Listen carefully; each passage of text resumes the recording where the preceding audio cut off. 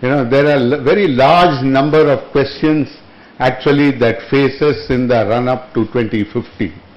I am not going to list them. All of you, I hear yes, right? All of you have received a copy.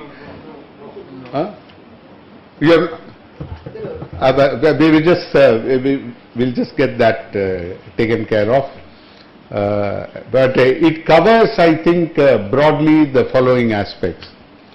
One is, what are the overarching terms of an agreement? What must an agreement have? What kind of agreement do we require? The second is what does it mean in the long term? What does it mean in the short term? And how is it that we are going to face up to the pressure of having a decision in Paris and making clear what our the national Indian stance is going to be in the year 2015 in Paris. That's a very short time away. And are we adequately prepared? What are the parameters that guide us in whatever we achieve there, whatever we need to agree to there? The other thing is the long-term perspective. What governs this kind of issue at all? What are the parameters? What are you looking for? That governs partly what we want to do immediately, but not all of it. And I think that is also an important component. And the point that we would like to underline, and I think I must really emphasize this, the question of equity. So, what do we mean by equity? There has been, we will hear from her in more detail in the conference. She is not present here today, Lavanya Rajamani, who has written evocatively about how India uses equity as a shield and not a sword. It's a sort of a defense mechanism to ward off what you think are unwelcome constraints. But do we really champion the cause of equity? And having said that, when you talk about equity on the national stage, it's not as if we live in the world of 50 years ago or 60, 70 years ago, where your domestic doings are untransparent, so to speak, to the world.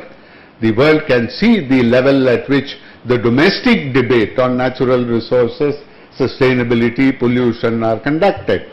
So what is the relationship between equity in the domestic sphere and equity in the international sphere? And I think this is a subject that especially civil society, but also academics like those of us in TISF have tended to question. So what do you mean by equity?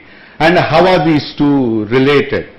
And this relates to actually, can we then describe this equity in concrete terms? So it's very easy to talk of agreements when the available solution is simply one. Okay? Even though you may not reach it, but you are clear what the goal is. You want to abolish nuclear weapons. Of course, we've never managed to get there. But what the goal is does not afford multiple choices. There is a clear goal, the answer is zero.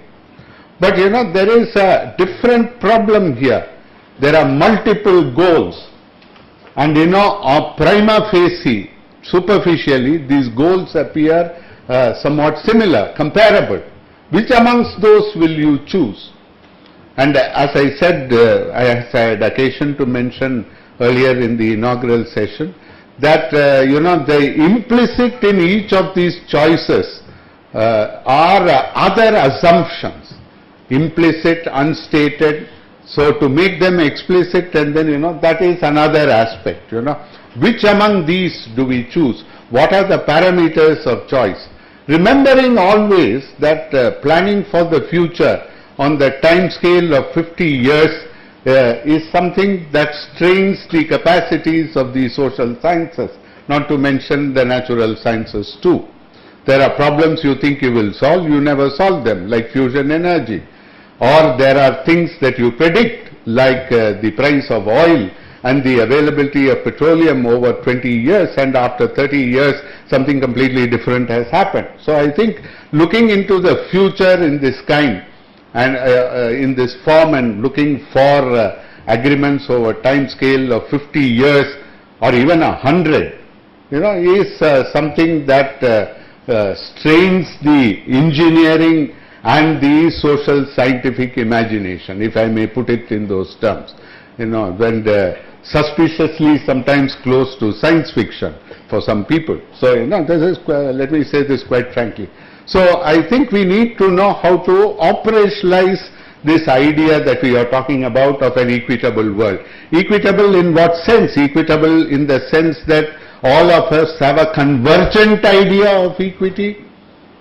Or is it that we need a minimum idea of equity on which all of us can agree, given that the actual diversity of the world will impose a variety of solutions that different societies, different nations, different cultures may seek. So I think these are all questions on board.